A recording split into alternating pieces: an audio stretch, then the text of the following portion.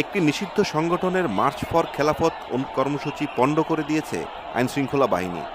আজ শুক্রবার জুম্মার নামাজের পর বাইতুল মোকাররম মসজিদ থেকে নিষিদ্ধ সংগঠনটি মিছিল নিয়ে বের হলে police tear shell, sound grenade ও লাঠিচার্জ করে মিছিলটি পণ্ড করে দেয়।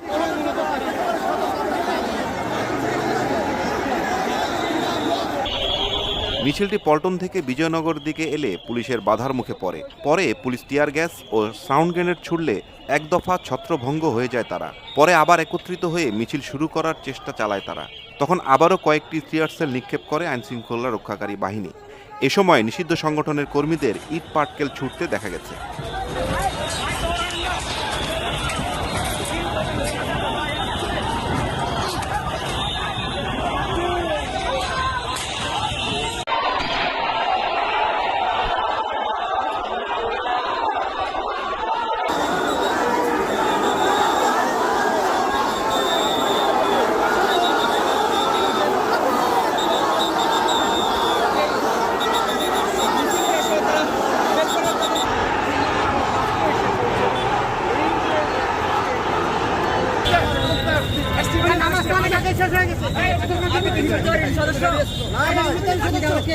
আপনার